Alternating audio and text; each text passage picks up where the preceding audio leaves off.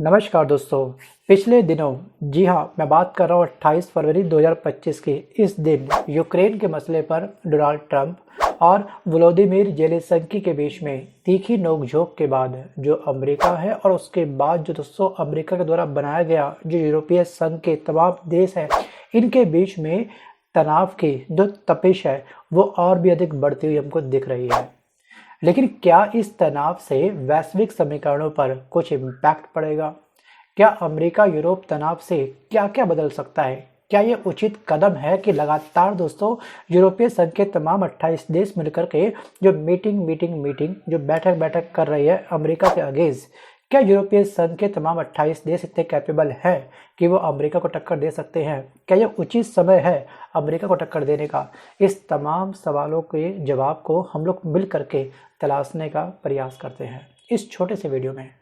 So guys, Ukraine के मसले पर अमेरिका और यूरोप, खास तौर पे यूरोपीय यूनियन जो है, जो यूरोपीय संघ है, वो आमने सामने आ चुके हैं। दोनों मिलकर के पश्चिम का जो कॉन्सेप्ट बनाते थे मिलकर के, अब तक अमेरिका और यूरोपीय संघ, उन दोनों के दोनों मिलकर के जो रिश्ता तैयार हुआ था, आज वो रिश्ता चौराहे पर आकर के खड़ा हो चुका है। सो गाइस, दोनों ब्लॉक्स के बीच दूरियां अब बढ़ चुकी है और यूरोपीय देशों की पहली बार दोस्तों ये एहसास हो चुका है कि उन्हें केवल अब अमेरिका पर निर्भर नहीं रहना है। उन्हें अपनी सुरक्षा के लिए खुद काम करना होगा या फिर कदम उठाने होंगे। और यही वजह है कि यूरोपीय यूनियन देशों के बीच में लगातार बैठकें हो रही हैं और कहीं ना कहीं दोस्तों अमेरिका के द्वारा जो थ्रेट्स मिल रहा है यूरोपीय संघ के तमाम देशों को, ब्रिक्स देशों को, तो इससे हमको भी सीखना चाहिए कि हमको अब निर्भरता अमेरिका के ऊपर कम कर देनी चाहिए। वो अलग बात है दोस्तों कि फोटो के अंदर, वीडियो के अंदर जब भी हमारे मोदी जी अमेरिका जाते हैं ट्रंप से मिलने के लिए, ट्रंप उनके गले लगाते हैं, जोश खरोशी के साथ में गर्मजोशी के साथ मुलाकात करते हैं। शायद दोस्तों ट्रंप के दांत दिखाने की कुछ और होते हैं, खाने के कुछ और है। वो अलग बात है कि हम लोग बहकावे में आ जाते हैं क्योंकि हम लोग शायद जरूरत से ज़्यादा भोले वाले हैं। और ध्यान रखिएगा, जंगल में हमेशा पेड़ जो सबसे स्ट्रेट खड़े होते हैं उनको पहले काटा जाता है। थिंक अबाउट इट, विचार जरूर करिएगा। सो गाइस, आपको यहाँ पर ध्यान रखना है कि जो सेकेंड वर्ल्ड वार हुआ था 1939 में शुरू हुआ था, 1945 में समाप्त हुआ था। 6 अगस्त 1945, 9 अगस्त 1945 Hiroshima, Nagasaki, little boy, fat man, 2 परमाणु बम अमेरिका के द्वारा गिराए गए थे इस स्थान पर। उसके बाद दोस्तों क्या हो गया था? उसके बाद ये युद्ध समाप्त सा हो गया था। अब द्वितीय विश्व युद्ध के बाद से अमेरिका और यूरोप साथ साथ चलते हुए हमको दिख रहे थे। अब तक लगातार दोनों साथ साथ मिलकर के अपने व्यापार को काफ़ी सशक्त बना रहे थे और अमेरिका की अगुवाई में ही पश्चिमी देशों ने, ठीक है, ग्लोबल गवर्नेंस का जो फ्रेमवर्क रचा था। और अमेरिका की लीडरशिप में ही, जी हाँ ध्यान रखिएगा, यूरोपीय संघ के तमाम जितने भी देश हैं वो अपने बूते पर जो खड़े हुए हैं ना, वो अमेरिका के ही बल पर वर्तमान समय के अंदर खड़े हैं। जो यूरोपीय संघ के या फिर यूरोप के तमाम जितने भी देश हैं, इनके पास जो विदेश नीति है ना, उस विदेश नीति को मजबूती देने के पीछे अमेरिका का बहुत बड़ा योगदान है। और अमेरिका के दोस्तों पूर्व राष्ट्रपति जो बाइडेन ने भी, और जो वर्तमान के जो राष्ट्रपति हैं ट्रंप, उन्होंने भी कई बार इस बात को आगाह किया था कि तमाम जितने भी यूरोपीय संघ हैं, जितने भी इसके देश हैं, वो अपनी जीडीपी का एक बहुत बड़ा हिस्सा हो सके तो अपनी सुरक्षा पर खर्च करो। मैं कब तक आपको डिफेंस से सपोर्ट करूंगा? और जब से दोस्तों ट्रंप का एक आंदोलन चला है, मेक अमेरिका ग्रेट अगेन, ये उसमें व्यस्त हो चुके हैं और अपने देश के जीडीपी का मैक्सिमम हिस्सा वो केवल अपने या अमेरिका के अंदर रहने वाले जो देशवासी हैं उन पर खर्च करना चाहते हैं। वो अब किसी भी दूसरे देश की हेल्प करने के मूड में ट्रंप बिल्कुल भी नहीं है। आपने देखा होगा ज़ेलेंस्की को साफ साफ उन्होंने बोल दिया कि अब मैं आपकी हेल्प नहीं कर सकता हूँ। रूस और यूक्रेन का जो युद्ध है, आप अपने बूते पर लड़ो। उनको देने वाली जो सैन्य सहायता थी वो ट्रंप ने रोक दी। USAID की फंडिंग जो काफ़ी सारे देशों को प्रोवाइड होती थी, उन सबको रोक दिया। इनफैक्ट जो WHO है, जो वर्ल्ड हेल्थ ऑर्गेनाइजेशन जो संगठन है, यहाँ पर देने वाला अनुदान भी ट्रंप ने रोक दिया। और अपने देश को मजबूत बनाने के चक्कर में दोस्तों AB5 जो वीज़ा था, जो 1990 में शुरुआत हुई थी, जिसके तहत, जी हाँ, मात्र थोड़ा सा अमाउंट आप इन्वेस्ट करो अमेरिका के अंदर, आपको AB5 वीज़ा अमेरिका प्रोवाइड करता था। उसकी जगह पर अब ये लेके आ चुके हैं दोस्तों गोल्ड कार्ड। इसके तहत कोई भी देश में रहने वाला कोई भी अमीर व्यक्ति अगर 40 करोड़ रुपए का इन्वेस्टमेंट करता है, जी हाँ, अमेरिका में, तो उसको वहाँ की नागरिकता आसानी से मिल जाएगी। सोचिए, ये केवल भी फोकस कर रहे हैं अपने देश के अंदर, और दोस्तों वो बात सही भी है। लेकिन केवल केवल केवल अपना अपना सोचना दोस्तों, ये भी काफ़ी हद तक हम कह सकते हैं थोड़ा गलत भी है। हाँ, ये गलत है कि आप अपनी चद्दर काट के दूसरे को दे रहे हैं और ठंड आने पे आप ठुठुर कर रहे हैं, तो ये भी गलत है। मतलब कि अमेरिका ने यूरोपीय संघ को साफ साफ ये बोल दिया है कि अब फिलहाल आप अपनी डिफेंस के बारे में खुद सोचो। जी हाँ, ध्यान रखिएगा कि हेल्प करने में और किसी की बैसाखी बनने में बहुत बड़ा फ़र्क है। हेल्प करो कोई बात नहीं, लेकिन किसी की कभी भी बैसाखी आप मत बनो, क्योंकि आप उसको कहने की और भी अधिक हैंडीकैप कर रहे हो उसको कहे। अब यहाँ पर अमेरिका में ये सवाल पहले से ही उठता रहा है कि आखिरकार कब तक यूरोप को वो अमेरिका ढोता रहेगा। अब ट्रंप ने भी जी हाँ, यहाँ तक कह दिया कि अगर नाटो खत्म हो जाता है तब भी उन्हें कोई फर्क नहीं पड़ेगा।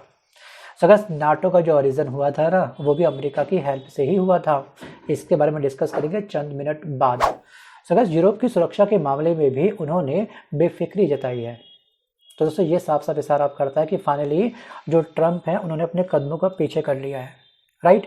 लेकिन सुरक्षा पर वो ज़्यादा खर्च अब नहीं करते हैं। जितने भी दोस्तों फिलहाल यूरोपीय देश है ना, काफ़ी देश दोस्तों काफ़ी विकसित भी हैं। यूरोपीय संघ में आपको मालूम होगा फ्रांस भी है, जर्मनी भी है, अन्य बहुत सारे देश हैं जो काफ़ी विकसित देश हैं। लेकिन वो बस केवल डिपेंड अपने डिफेंस को लेकर के कि हाँ अमेरिका हमारी हेल्प कर देगा, हमारी सुरक्षा अमेरिका करेगा। अमेरिका क्यों करेगा भाई, वो बैसाखी नहीं है, ठीक है। वो जो हेल्प करने वाले जो चांस थे वो भी अब ट्रंप ने ख़त्म कर दिए हैं काफ़ी हद तक। इनफैक्ट आपको ध्यान रखना है दोस्तों कि जो फ्रांस के राष्ट्रपति हैं जी हाँ, इमैनुअल मैक्रों ने तो यहाँ तक कह दिया था कि उनके परमाणु हथियार पूरे यूरोप के लिए सुरक्षा ढाल बन सकते हैं, और इसलिए यूरोप की सुरक्षा को लेकर के विचार विमर्श हो रहा है, और वैसे बहुत पहले हो जाना चाहिए था। लेकिन अब डोनाल्ड ट्रंप इसके लिए जी हाँ दबाव लगातार बना रहे हैं, क्योंकि दोस्तों सच कहूँ तो अमेरिका काफ़ी सारे देशों को अब तक सपोर्ट करता था, उसका एक बहुत बड़ा फाइनेंशियली लॉस होता था, और अमेरिका ने अब तक अपने रिश्तों को मजबूत बना के रखा था। लेकिन इस समय ट्रंप का मोड काफ़ी एग्रेसिव हो चुका है, कि दोस्तों नेकी के चक्कर में अमेरिका की खुद अपनी वाट लग चुकी है। वहाँ का युवा बेरोजगार बैठा है, और रोजगार सर्जित करने को लेकर के या फिर दोस्तों लगातार जो बाहर से प्रवासी अमेरिका में आते हैं रोजगार प्राप्त करते, तो वो अमेरिका के युवाओं का रोजगार खा रहे हैं कहीं ना कहीं। वो अलग बात है कि तमाम प्रवासी ग्रुप डी की जॉब करते हैं, जैसे साफ़ सफाई हो गया, माली हो गया, या फिर दोस्तों अन्य जैसे कंस्ट्रक्शंस होती है, वहाँ पे जो लेबर होते हैं, मजदूर होते हैं, वो वर्क करते हैं। लेकिन वहाँ का युवा अच्छा पैकेज चाहता है, और इस तरह के ग्रुप डी के कामों को वो ज़्यादा अपने आप को सुटेबल नहीं समझता है। भले ही घर में खाली बैठ जाएगा, क्योंकि उनके पास वैसे ही बैकग्राउंड में काफ़ी फाइनेंशियली स्ट्रांग होता है, तो वो उस पैसे को खर्च कर लेते हैं। लेकिन छोटा काम नहीं करेंगे, अपनी योग्यता के आधार पर उनको काम मिलना चाहिए। और इसलिए कहीं ना कहीं डोनाल्ड ट्रंप भी शायद अपने आप को फाइनेंशियली स्ट्रांग करने को लेकर ऐसे कदम उठा रहे हैं, और जो वहाँ के युवा जैसे ही जॉब करने जाएंगे, जो उनकी सीटीसी की डिमांड होगी, वो शायद फुलफिल करने के लिए अभी पैसा इकट्ठा कर रहे हैं ट्रंप जी। शायद ये हो सकता है। थिंक अबाउट इट, विचार जरूर करिएगा कि इस समय क्या डोनाल्ड ट्रंप सच में जो कदम उठा रहे हैं, केवल मेक अमेरिका ग्रेट अगेन जो आंदोलन चला रहे हैं, यह आंदोलन क्या हमारे भारत देश को भी अब स्टार्ट कर देना चाहिए। थिंक अबाउट इट, मंथन करिए, डेप्थ में सोचिए, विचार करिए, उसके बाद आप मुझे कमेंट करना मत भूलिएगा। वापस आता हूँ टॉपिक की तरफ। अब बात करते हैं कि आखिरकार यूरोपीय संघ वर्सेस अमेरिका अगर होता है तो इसके द्वारा भारत को नुकसान होगा या फिर फ़ायदा। सो इस समय ना हम लोग खुद कंफ्यूज हैं सच कहूँ तो, क्योंकि डोनाल्ड ट्रंप जो है इस समय रूस को किसी भी हालत में अपने पाले में मतलब G7 में शामिल करना चाहते हैं। आपने देखा होगा कि जेलेंस्की की मुलाकात से 3 दिन पहले इन्होंने जी हाँ रूस के राष्ट्रपति पुतिन के साथ में मुलाकात करी थी, क्योंकि ये कहीं ना कहीं रूस को अपने पाले में ला करके जो G7 के विकसित देशों का जो समूह है ना, उसको और भी अधिक मजबूत करके ये टक्कर देना चाहते हैं चाइना को। और ब्रिक्स जो संगठन है जिसमें हम भी शामिल हैं, जी हाँ 5 मूल देश से और 5 देश इसमें और शामिल हो चुके हैं, जी हाँ उस संगठन को ये ब्रेक करना चाहते हैं। क्योंकि कहीं ना कहीं दोस्तों इस समय इनको डर है कि ब्रिक्स में जितने भी तमाम देश हैं वो अपने अगर सेपरेट करेंसी मिल करके लॉन्च कर देते हैं या फिर अपनी करेंसी में व्यापार करते हैं, तो इस समय कहीं ना कहीं जो अमेरिका का वर्चस्व है पूरे वर्ल्ड के अंदर वो समाप्त हो सकता है या फिर वो कम हो सकता है। अगर हम यहाँ पे बात करें कि हमको नुकसान होगा इन दोनों के युद्ध से या फिर फ़ायदा, सो गाइस भारत ने अमेरिका और यूरोपीय देशों के साथ में अब तक अपने रिश्तों को काफ़ी पॉजिटिव रखा है, काफ़ी स्ट्रांग रखा है, और यहाँ पर उसी के बदौलत हमें चीन के सामने जी हाँ खड़े होने का दम भी मिलता है। क्योंकि चीन ने लगातार गलवान घाटी पे कैसे आक्रमण किया था, वो भी उस समय जिस समय कोविड काफ़ी पीक पे था, तो चाइना ने भी कहीं ना कहीं हमारी पीठ पीछे खंजर घोंपा है। इसलिए अब अगर दोनों के बीच में दरार आती है तो जाहिर सी बात है कि चीन को इसका फ़ायदा होगा और भारत को नुकसान हो सकता है। और यहाँ पे कहीं ना कहीं चीन जितने भी सामान हमको भेजता है, खासतौर पे इलेक्ट्रॉनिक आइटम के ऊपर हम पूरी तरह से दोस्तों क्या है चीन पर डिपेंड है। हमारी एक बहुत बड़ी मार्केट को चीन ने कैप्चर कर रखा है, वो अपने शायद टैरिफ को इंक्रीज कर दे। वो अलग बात है कि चाइना भी हमारे ब्रिक्स संगठन में शामिल है, लेकिन दोस्तों कोई भी देश ना पहले अपना फायदा सोचेगा, बाद में दूसरे का। अब यहाँ पर फिलहाल रूस शामिल होगा G7 में या फिर नहीं, ये बताएगा आने वाला समय। लेकिन कहीं ना कहीं अमेरिका और रूस के बीच में, जी हाँ, एक थोड़ी सी कोल्ड वॉर होती है हमको दिख रही है फाइटर जेट को लेकर के, क्योंकि अभी हम इंडिया को कुछ फाइटर जेट बाय करने हैं। जी हाँ, फिलहाल हमको फाइटर जेट बाय करने हैं। हम लोग रूस से बाय करेंगे, अमेरिका से बाय करेंगे या फिर फ्रांस से बाय करेंगे, क्योंकि मैक्सिमम दोस्तों जो हमारा अभी वेपन्स बाय करते हैं वो करते हैं मैक्सिमम रूस से, सेकंड नंबर पे है फ्रांस, ठीक है, और थर्ड नंबर पे आता है अमेरिका। और दोनों के दोस्तों फाइटर जेट Su-57 दोस्तों, ये है आपका रूस का, जिसका प्राइस आप देख सकते हैं सामने। और दोस्तों जो F-35 फाइटर जेट है ये आपका अमेरिका का, इसका रेट आप देखिएगा, दोनों में ज़मीन आसमान का फ़र्क है। और जो रूस का फाइटर जेट है इसका साक्षात प्रमाण हमने देखा है रूस यूक्रेन युद्ध के अंदर, जिस समय रूस ने Su-57 का प्रयोग किया था। क्या धुआंधार, क्या परफॉर्मेंस है इसकी, जबकि जो अमेरिका का फाइटर जेट है F-35 वो केवल पेपर फॉर्मेलिटी में लिखा हुआ है, उसका अभी हमने प्रैक्टिकल नहीं देखा, अपनी आंखों देखा इसके क्या क्या कारनामे हैं, जो पेपर में लिखा गया क्या उसको ये फुलफिल करता है वो अभी हमने नहीं देखा। लेकिन अगर हम अमेरिका से यहाँ पर ये डील नहीं करते हैं तो हमको एक सबसे बड़ा डर ये भी कि गलती से कहीं अपना F-35 हमारे पड़ोसी देश पाकिस्तान को ना भेज दे। चाइना को देगा नहीं ये तो पक्का है। अगर ये डील उसने पाकिस्तान के साथ लॉक कर दी, और पाकिस्तान का ना एयर डिफेंस इंडिया से कई गुना काफ़ी स्ट्रांग है, ठीक है, धरातल पे शायद स्ट्रांग ना हो लेकिन एयर बेस उसका काफ़ी स्ट्रांग है।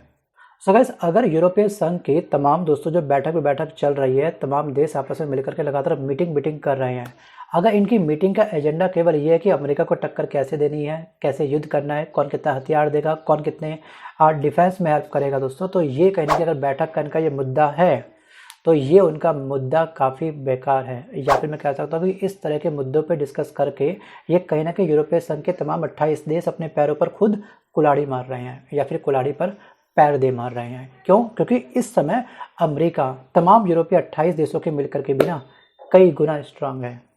दोस्तों अमेरिका के पास में EU से 18 गुना अधिक परमाणु हथियार हैं। वहीं अगर हम बात करें रक्षा बजट के बारे में तो 2023 में अमेरिका का रक्षा बजट 832 अरब डॉलर था। सोचिए 832 अरब डॉलर, ये दुनिया का सबसे अधिक बजट है। और लगातार हर साल अमेरिका अपनी GDP का मैक्सिमम हिस्सा, जी हाँ, डिफेंस में खर्च करता है। और वहीं अगर हम बात करें यूरोपीय संघ के बारे में, 28 देशों के बारे में, तो इन 28 देशों का कुल रक्षा बजट लगभग 300 से 350 अरब डॉलर है। सोचिए कहाँ 832, कहाँ 300 अरब डॉलर, इतना बड़ा डिफरेंस। थोड़ा और वेट करिए। चलिए बात करें अगर हम सैन्य बल के बारे में, तो अमेरिका में कुल जो सक्रिय सैन्य बल है वो है आपके 14 लाख। वहीं पर जो EU के सभी देश मिल करके इनके पास जो कुल सैनिक बल है वो है आपका 13 लाख। ठीक है, अमेरिका के पास 14 लाख, EU के पास 13 लाख, राइट। अब बात करते हैं परमाणु हथियार के बारे में। 2023 के एक अनुमान के अनुसार अमेरिका के पास कुल 5244 परमाणु हथियार हैं। और दूसरी तरफ अगर हम बात करें EU के बारे में तो केवल फ्रांस के पास ही परमाणु हथियार हैं, बाकी 27 देशों के पास कोई परमाणु हथियार नहीं है। अब फ्रांस के पास कितने हैं? सो गाइस, फ्रांस यूरोपीय संघ में शामिल है, लेकिन इसके पास वर्तमान में मात्र 290 के आसपास परमाणु हथियार हैं। कहाँ 290 और कहाँ रह गया 5244 परमाणु हथियार। सोचिए कितना बड़ा डिफरेंस है। अब बताइए, क्या यूरोपीय संघ कैपेबल है, एलिजिबल है कि इस युद्ध में उतर सके? अगर अध पकी तैयारी के साथ दोस्तों युद्ध में जाओगे तो मुँह की पक्का खा के आओगे। वहीं आप देखिएगा GDP का डिफरेंस अमेरिका यूरोपीय संघ का कितना है, आबादी का डिफरेंस, ठीक है। इस स्क्रीनशॉट कर वीडियो को पॉज करके ध्यान से पढ़ लीजिएगा, और एरिया में क्या डिफरेंस है। आई थिंक सो आप मेरी बातों को आप समझ पाए होंगे। और इस समय अमेरिका के अंदर लगातार बैक टू बैक इन्वेस्टर अपना इन्वेस्ट करेंगे, क्योंकि उनको डायरेक्ट मिलने वाला है अब क्या, गोल्ड कार्ड। तो फाइनेंशियली अमेरिका शायद और भी अधिक मजबूत हो सकता है इस वीज़ा कार्ड को या फिर गोल्ड कार्ड को लॉन्च करने के बाद। दोस्तों अब आपको यूरोपीय संघ और अमेरिका की तमाम सिनेरियो अच्छे से मालूम है। क्या सुरक्षा बजट है इनका, वर्तमान में कितने सैन्य बल इनके पास में है, वगैरह वगैरह। लेकिन अब मेरा आपसे एक सवाल ये है कि आखिरकार, जी हाँ, क्या यूरोपीय संघ को, अमेरिका को टक्कर देनी चाहिए या फिर थोड़ा रुकना चाहिए? पहले अपने डिफेंस पे खर्च करके अपने डिफेंस को स्ट्रॉन्ग करना चाहिए। थिंक अबाउट इट, विचार जरूर करिएगा। लेकिन वीडियो को समाप्त करने से पहले मेरा आपसे सवाल ये कि वास्तविक रूप से जी हाँ, अब जो नाटो संगठन है वो संकट में आ चुका है, जी हाँ, अमेरिका के कदम पीछे करने के बाद। आपको क्या लगता है? सो गाइस, अगर आप भारत के डिफेंस मिनिस्टर होते तो आप F-35 फाइटर जेट को बाय करते अमेरिका से, क्योंकि अमेरिका वैसे ऑफिशियली हमारा काफ़ी क्लोज फ्रेंड है। वो अलग बात है कि हाथी के दांत दिखाने के कुछ और खाने के कुछ और थे अब तक। या फिर अब दोस्तों बाय करते Su-57 को, जिसका साक्षात प्रमाण हमने रूस यूक्रेन युद्ध के अंदर देखा। दोनों के रेट में जमीन आसमान का डिफरेंस है। और तीसरा दोस्तों मेरा आपसे सवाल ये है कि क्या वास्तविक रूप से जो ट्रंप कर रहे हैं, मतलब कि AB5 वीज़ा जिसकी शुरुआत 1990 में हुई थी, 8.75 करोड़ रुपये का इन्वेस्टमेंट करो अमेरिका के अंदर और बस हमारा EB5 वीज़ा ले जाओ, आपको मिल जाएगा ग्रीन कार्ड, उसके बिहाफ पे आपको मिल जाएगी PR। या फिर इसकी जगह पे जो लेके आए हैं डोनाल्ड ट्रंप गोल्ड कार्ड, मतलब कि 40 करोड़ रुपये इन्वेस्टमेंट करो, मतलब कि अमेरिका के अंदर अब अमीरों का वेलकम हो रहा है। और ऐसे दोस्तों पहले कोई ट्रंप नहीं है, या पहले कोई ऐसा देश अमेरिका नहीं है जो पैसे के बदले नागरिकता दे देता हो। इससे पहले भी इतिहास में पुर्तगाल हो गया, ग्रीस हो गया, ग्रेनाडा हो गया, तुर्की हो गया, कनाडा हो गया, ये तमाम देश ऐसा ही करते हैं। इन्वेस्टर को बुलाने को लेकर के ये अपने देश के अंदर उनसे इन्वेस्ट करवाते हैं, उनको अपने देश की नागरिकता सौंप देते हैं। तो उसमें हर्जी क्या, गलती क्या है? सो गाइस, इन तमाम सवालों का रिप्लाई मंथन करके, डेप्थ में सोच करके इस वीडियो पे जो कमेंट बॉक्स है उस पर कमेंट आप मुझको जरूर करिएगा। सो गाइस, आज के इस वीडियो में बस कर इतना ही। मिलता हूँ जल्द एक नए वीडियो के साथ, तब तक के लिए धन्यवाद।